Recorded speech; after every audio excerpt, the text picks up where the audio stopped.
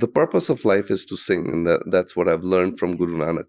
The problem is you can't control the heart, and you shouldn't try to.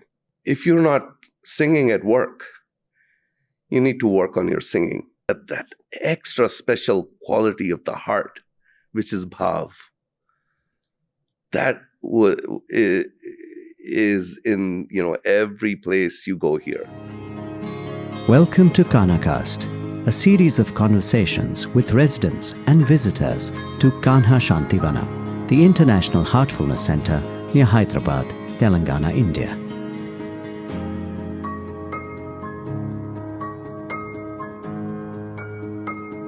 In this episode, the Shvinder Kaur is speaking to Shivpreet Singh. He is a singer, musician, composer, and poet based out of California, USA. After a successful career as a scientist and a Wall Street investor, Shivpreet has now turned to putting spiritual poetry to music. He visited Ghana in 2024 for the Global Spirituality Mahotsav. हर बिन जियरा रह ना सके खिन सतगुर बूझ बुझाई बिन दर्शन कैसे जीवों मेरी माई बिन दर्शन कैसे जीवों मेरी माई. Sat Sri Akal, Shivpreet ji. It's an absolute delight and honor to have you on Kanhacast today here at Kanha Shantivanam. You are well known, admired by millions and millions of viewers across the world, of hearts across the world for your soulful singing. And your presence here in Kanha Shantivanam for the Global Spirituality Mahotsav has made it all the more special for us, at least for me. Because your music is something that just compels anybody to close their eyes and sit down and just be lost in the soulful vibes, in the soulful tunes that you compose. Well, thank you. Thank you for the honor. The honor is absolutely mine. And I'd love to know why, because I'm still wondering how the Guru makes it possible that I design these things and these melodies and compositions for myself to listen to, and when I listen to them and I think that the Guru is speaking, I think they're Guru Prasad, so they're for the world to see, and because it seems like it's not me doing it, so I am as astonished as you and as enjoy. That makes the beauty of it more graceful when one realizes that one is the instrument, a mere instrument in the hands of the divine.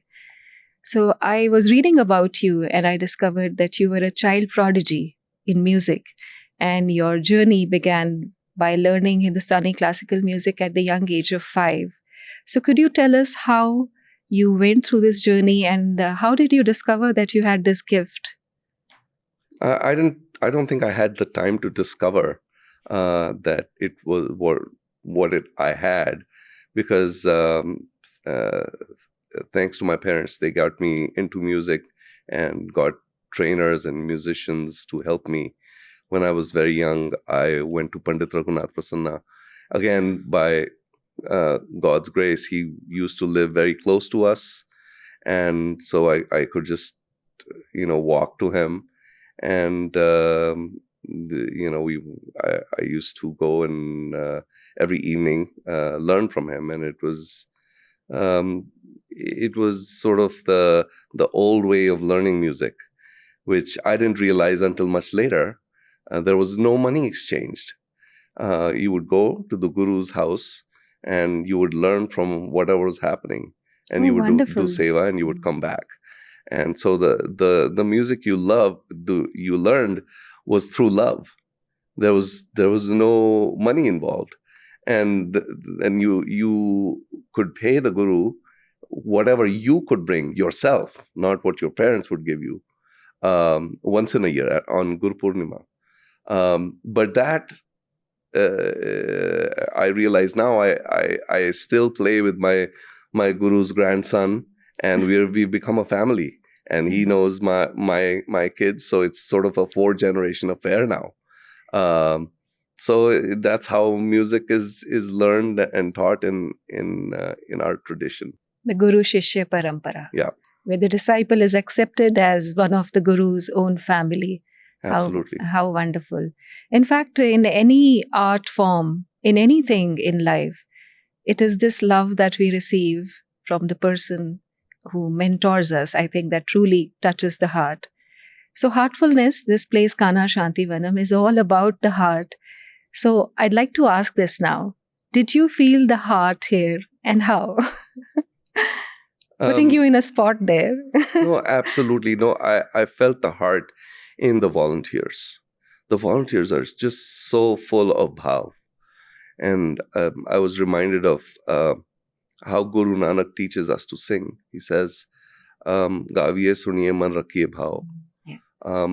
It includes the physical singing and the technical and intelligentsia of actually making it possible through the listening. But then that extra special quality of the heart, which is bhav, that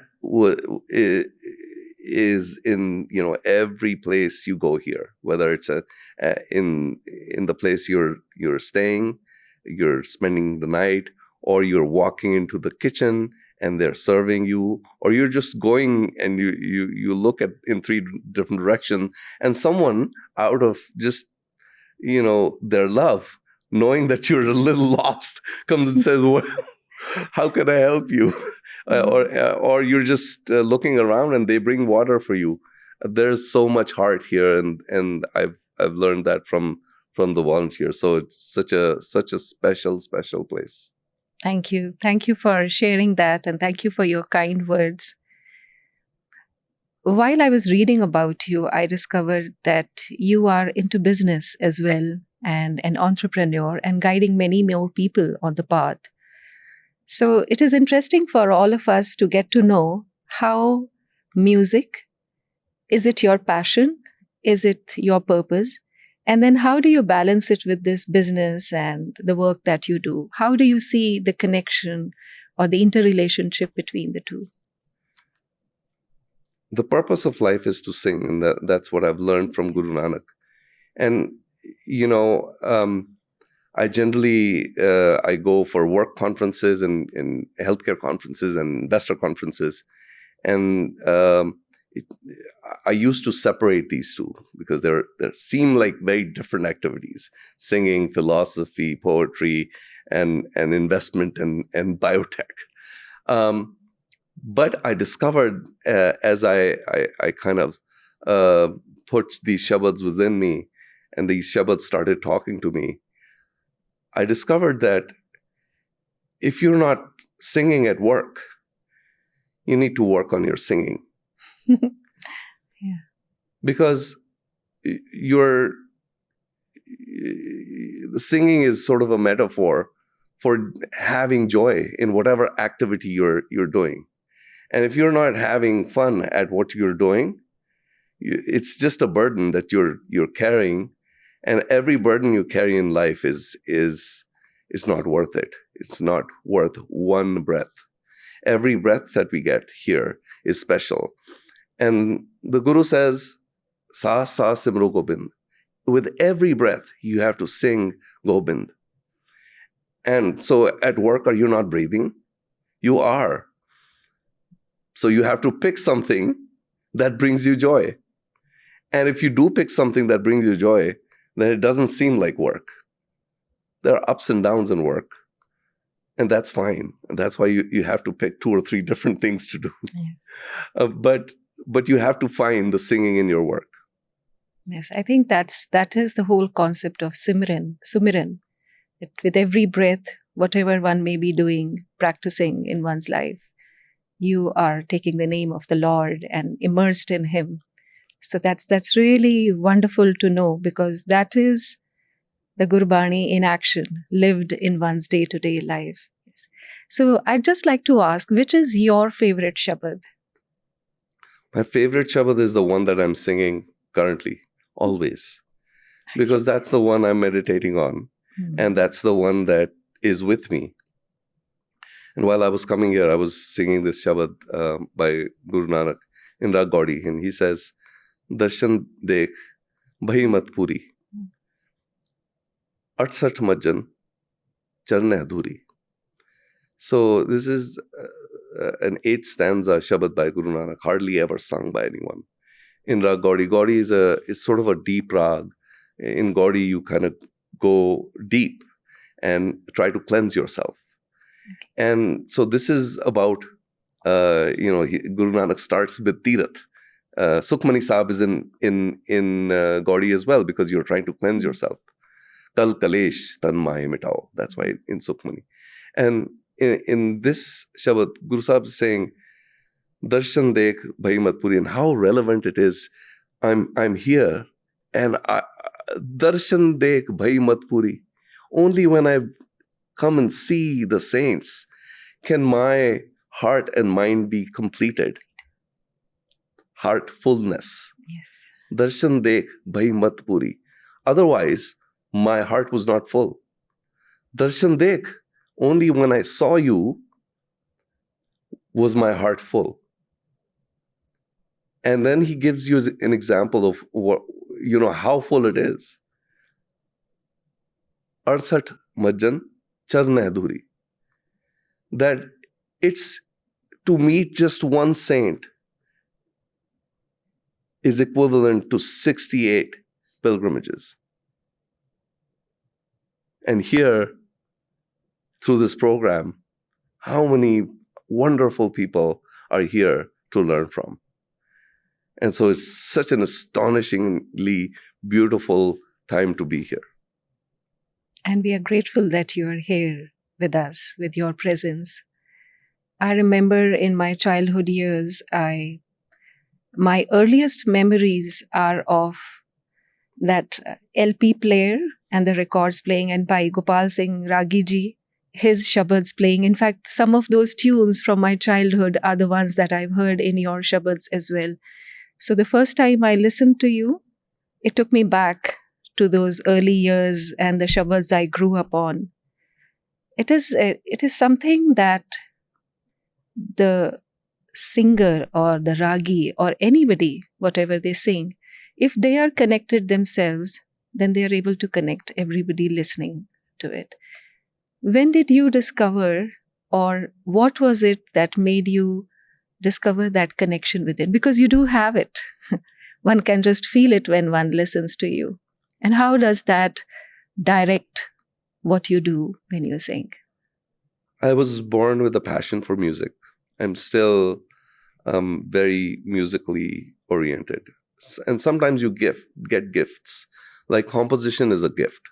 I can sit here and within half an hour, I can make 7 or 8 different compositions in all different ragas. I've studied ragas because that's what I love doing. I was a bookworm, so I read the Bhatkande volumes. Mm-hmm. I've read that's the Indian classical. And then I've read Dr. Gurnam Singh, and now I'm reading the South Indian classical Carnatic music ragas as well. So I really wanted to learn, and so but composition was a gift that came, and I can do that very fast. Singing, however, was very tough, and I thought Guru Nanak said "Akhar aukha sacha now." It's very tough, and I thought that's what he meant, that singing is very tough. But then I saw there are some singers who just very naturally sing so well. But then Guru is saying, singing is tough, but you can do it. So my way of trying to get to that point where I would sound like some of the singers I loved. I loved Lata Mangeshkar. I loved Jagjit Singh. I wanted to sound like them. But I would record myself and I would listen to myself. I would say, this is terrible. And then I would practice again. And then I would record myself again and listen to myself. I was like, this is terrible. And I still do that. I record myself, and because I can create a composition very fast, and I'll record myself and I'll sound terrible. So it takes me 3 or 4 months or 5 months, and singing a shabad 3 or 4,000, 5,000, 6,000 times. And then I'll get to maybe somewhere where when I'm recording myself, I sound like, okay, this is getting there.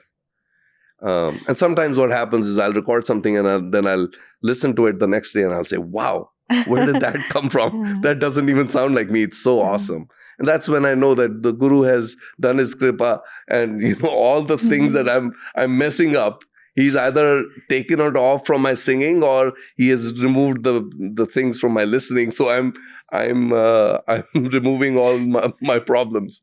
But so the blessing that has been mine is I'm a terrible singer. So I've, to sing is very tough for me. And so I have had to practice.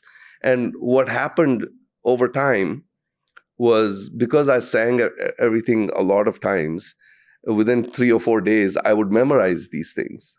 And then they would come from within. And then and it happened with 1 or 2 shabads where I was like, wow, this actually has a truly, truly deep meaning, which is not even reflected on the translations that I'm reading. Wow, this is so amazing. It's beyond the, I was caught up in the technicalities of the ragas and the sur and all that. But there's just so much depth here. And so I got lost there, and I got lost in the music, and I got lost in the shabad, and now I'm completely lost. And that's when you get found. True. So that's really been, and then you each shabad I think I found the Guru in. I spent 2 or 3 months, and then I move from one shabad to the other, and the meditation goes on. Even now, I'm on this one shabad. I'll probably do it for 3 months, and then move on to something else. But it takes a long, long time. The bottom line is I'm a terrible singer, and I have to work very hard on it. Some great singers will do it in 1 or 2 days, and it takes me 3 or 4 months. I think that's something that many people will find it hard to believe, that you're a terrible singer. I think the gift lies in being able to just not be there and then allow it to flow through you, especially with the shabad, I think. And to know that the whole of the Guru Granth Sahib is actually set to ragas is just simply incredible. And sometimes I'll make a composition right there, and I'll sit on a piano and record it. And the next day I'll be like, wow, where did this come from? That happens sometimes out of the blue. But mostly I have to work hard on it. When you sing, it sounds effortless, though. That is something I'd really like to tell you. When it's like you become the music, and you compel, I've said it before, you compel listeners to just close their eyes and feel the music, that depth that we experience. Well, it's not like I am the shabad, because I'll tell you why. I'll record something, and there's a second part of what I do as my meditation practices. I'll sing, and then I'll compose music. I do all my music myself, and I could probably do more. My output could increase in volume if I would hire people to do compositions and arrangements for me. But I love that part. I love listening to it and arranging it. And that's when I really fall in love with the shabad again and again. So that's the part I love doing, is the music as well. It kind of helps me listen. That's the second part of how Guru Nanak teaches you to sing. The gaviye, suniye, man rakhiye bhav. So you have to sing, and that's where all the technicality of the body is. And then suniye, the thinking, and then bhav, which is the soul. And the bhav is what the Guru gives you. So then once I listen to something and I say, wow, this is so amazing, it couldn't be me. So it's the Guru singing. And then it becomes Guru Prasad. So then I release it. So that would be your personal relationship with the Guru that you have found through the music. Absolutely. And then when you're done with the shabad, I'm really excited. And, people will catch me on the phone. Wow, you're looking very happy. I was like, yes, I released something. They're like, wow, we should go listen to it. I was like, no, listen to what I'm doing next. That's what I'm excited about. So as soon as I'm done, I'm really excited because now the journey starts again. So I think some of us would like to know, what do you do when you're not singing, apart from work? Right. So as long as I sing, I live. As soon as I forget, I die. So I cannot not be singing. Aakhan jiva, visane mar jaun. It's impossible. Okay. So you do what you love, and that is singing, and that would That's be right. all great. So we've seen you play the piano while you're singing, and then we've heard other artists also join you. Some of those are Western instruments. So you compose music which is a beautiful blend of the Western and as well as the Hindustani classical music. So does this, you mentioned that the music comes to you and you compose your own music. So what about these accompanists with you? When they are accompanying you, to listen to that music feels that they feel the reverence of the words of the Gurbani as much as you do. So please share something about that. It doesn't really matter if they feel the reverence of the words when they first play with me. I approach instrumentalists and composers who, when I hear Guru Nanak singing. So the spirituality comes from them, from me hearing them.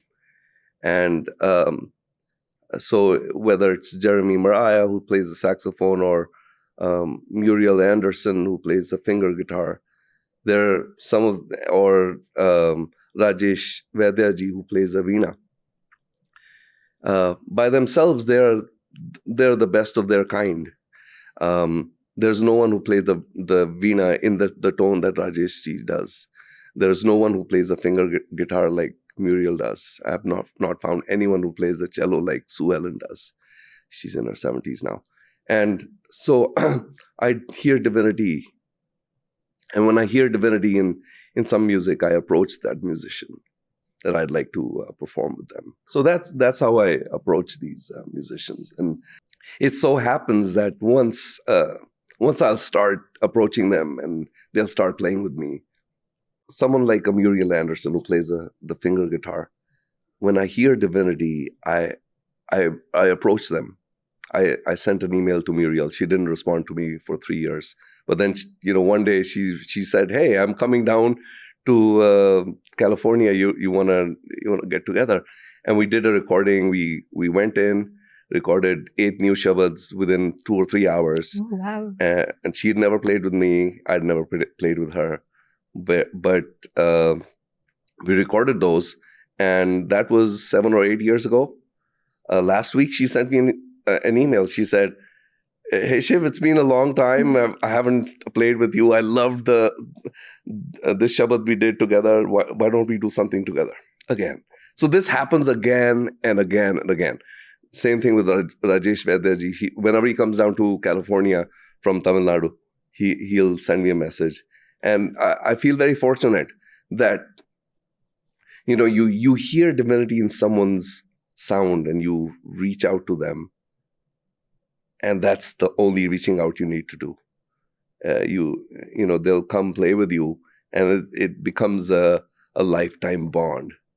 And so that it feels very special to be in that sphere. I think it's like when the vibrations go out, they find resonance somewhere. So you resonated when you heard them, and that's how it came together and became such an organic music that we hear. It just sounds like one whole when we listen to it. And that's where my question came from, in fact. That speaking of that, I wonder how you, as an artist, as a composer, feel the role of the heart in the creative compositions that you do. Where do you feel the heart coming in? The heart is the most important thing. There's nothing without the heart. The problem is you can't control the heart, and you shouldn't try to. And so what you do with the heart is surrender. As long as you can surrender, it's great. So you can't put conditions on surrender. So the same thing with music. I have my two great buddies in music. Rajesh Prasanna, who's my guru's grandson. He plays with me all the time. And also Ehsan Ali, who plays the sarangi with me. Sometimes I'll come up with these really arcane rags that no one's played in 100 years or ever, or something that is so new that Pandit Ravi Shankar composed, and I'm the only one who's done a new composition on it.